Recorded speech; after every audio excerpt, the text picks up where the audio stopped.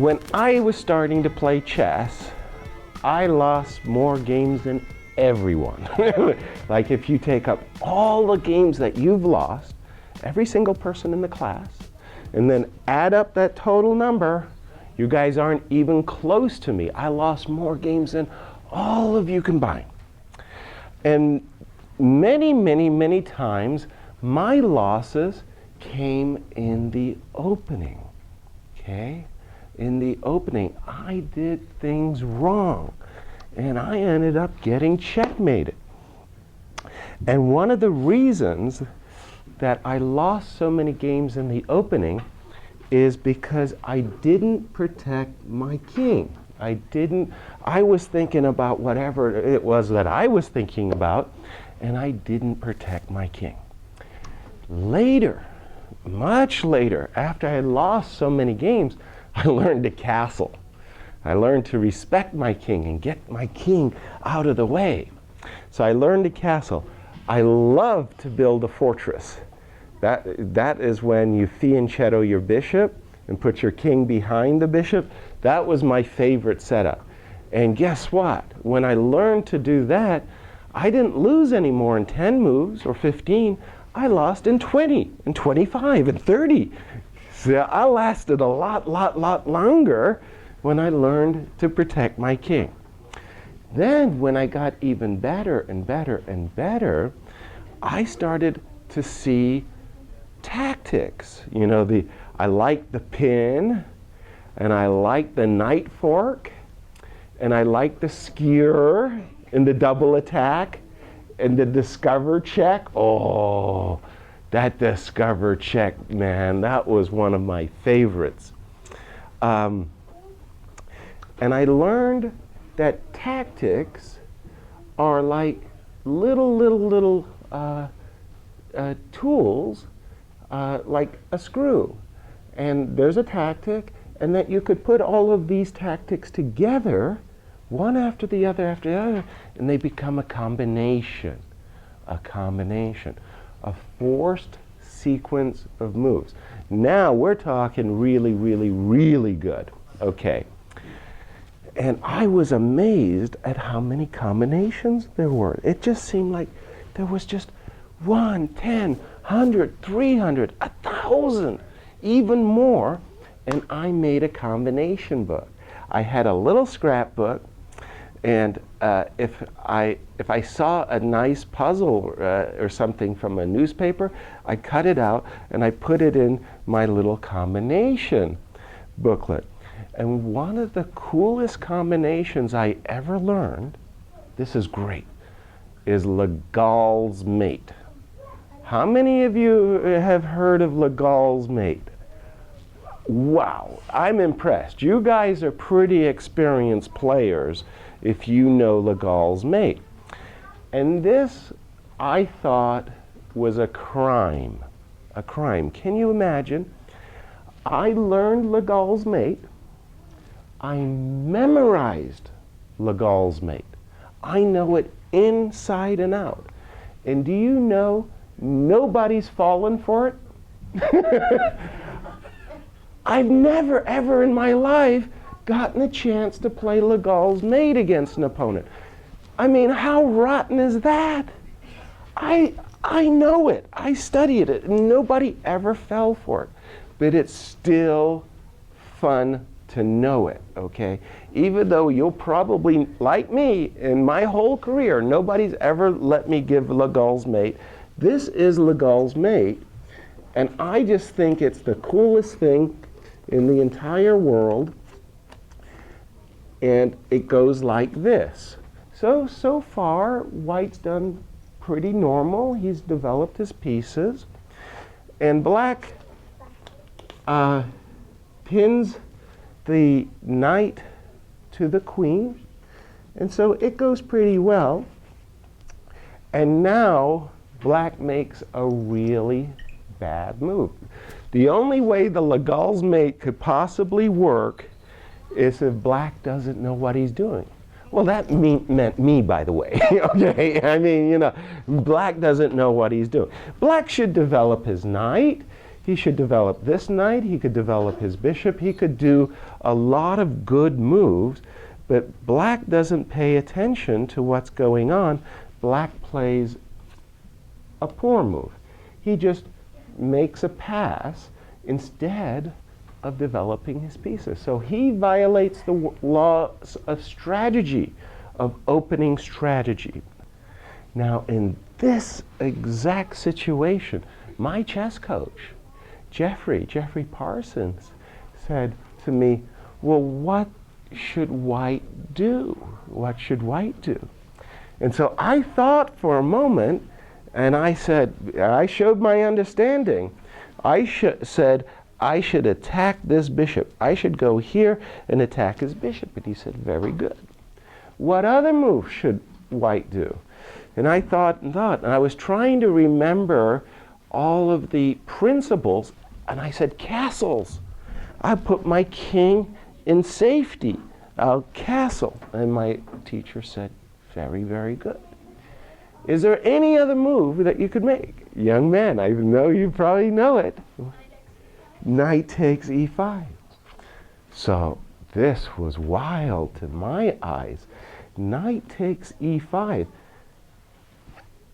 I was shocked. My jaw dropped down on the ground. I said, you see, I loved my queen. I thought that the queen was the most powerful piece in the whole world. And if somebody captured my queen, I couldn't play chess. I was like, oh, I don't have my queen. I can't play anymore. I give up. I give up. So the very idea of sacrificing my queen, I couldn't believe. So I said to my teacher, Jeffrey, that's a terrible move. That's just a terrible move, because he takes the queen and I can just, I'm lost. I'm material down. I have one pawn and my opponent has a queen. And Jeffrey said, don't. This was a very important lesson, okay? Jeffrey said, don't look at what comes off the board. Study what stays on the board. So in this position, Jeffrey asked me the question. Jeffrey's question to me is, the queen has been captured, what can white do? Aryan, what can white do? Bishop takes f7 check. That part I saw. I saw that I could take the pawn with check with my bishop, but I thought that I could and should and tried to do this against Jeffrey. I tried to take the pawn with the knight because I was clever. I like the knight forks, right? And with knight takes, I at least will get the rook or the queen for my queen. And he said, no, that's not the best move for white. It's a good move, not the best. Aryan's move is better. Bishop takes f7 check. And I said, well, okay, I like winning pawns with check. In fact, pawns are my favorite food. I like winning pawns with check, but big deal. He's just gonna move his king. He moves his king here. Obviously, black cannot take the bishop because the knight protects the bishop. And now comes Charlie. Whoa. I was shocked. I was stunned.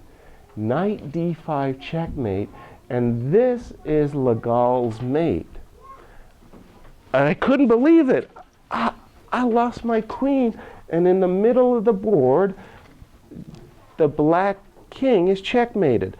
This knight on e5 protects the d7 square. This knight on e5 protects the bishop. This knight on d5 attacks the king, but also protects the f6 square. And finally, the king can't go to e6 because the bishop protects the e6 square. Black is checkmated, and that pattern is called Legal's mate. And the moment it was shown to me, I was enchanted. I ran home, I wrote it down, I put it in my scrapbook, and I never ever got a chance to play it. So, there's a really excellent book that I read when I was young. It was called How to Open a Chess Game. How to Open a Chess Game. And you know who the author was? No. There were 12. There were 12 authors.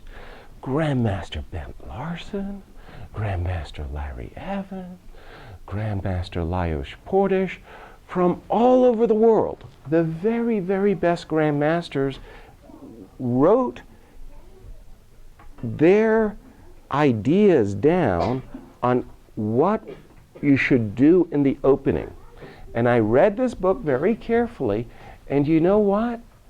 They all said the same thing. They used different languages, but they all said the same thing. What we're trying to do in the opening, first and foremost, is to control the center. That's rule number one. That's principle number one.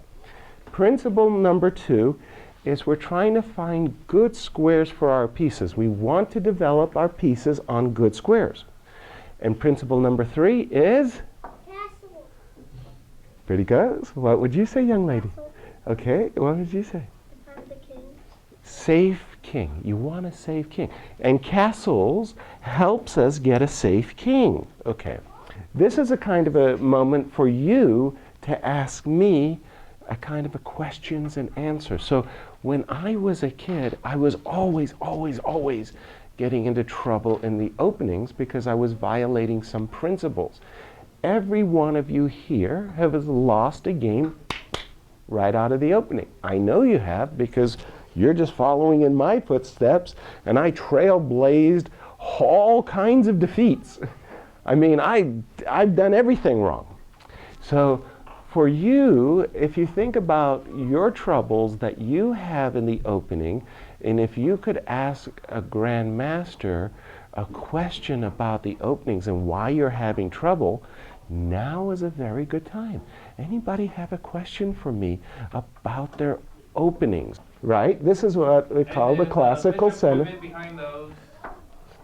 Yes. And then the knights move in behind those. Yes. And he thinks that looks really cool. It does. And then I don't know what happened, but he loses more often than that. Exactly.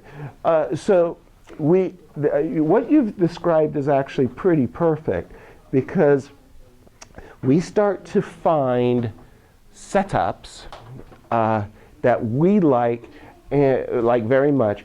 And when we look at this setup from White's point of view, we find it attractive to us. These two pawns cover a lot of squares.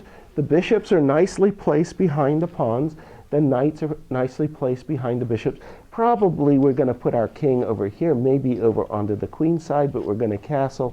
And then we kind of ask ourselves, well, where are we going to move our queen? But we don't worry about that. So we get a formation, a setup that we like, and I must say this was also one of my favorite setups. And I tried that a lot. Equally, we could say that another favorite setup of mine was absolutely the same, and I thought that this was even better than the first setup. Why?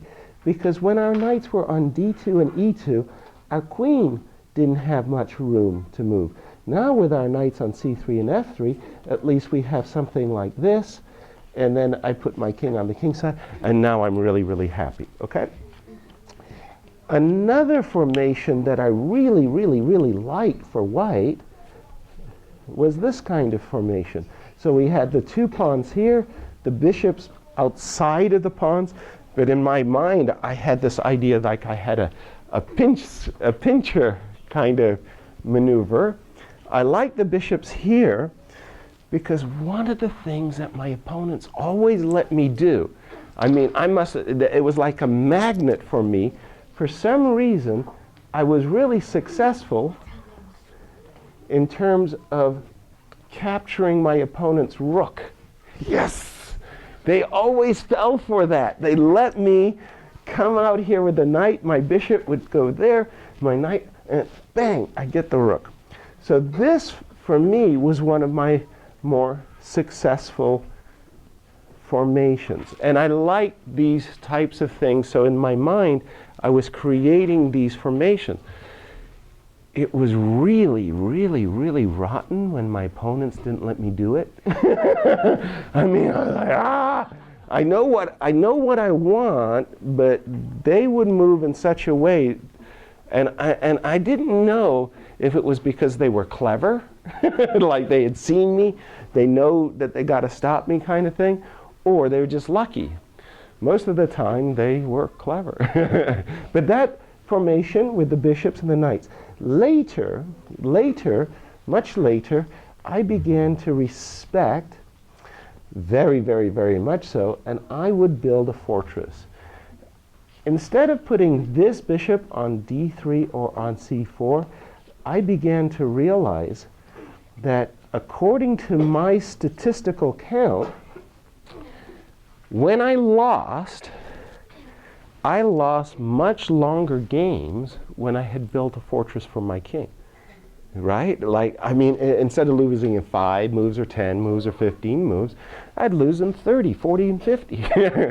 So I learned to fianchetto my bishop, put it on the long diagonal where, you know, in my mind's eye it was in ambush, you know, for my opponent's pieces, and to create a fortress. So this is like maybe phase 6 of my losing streak.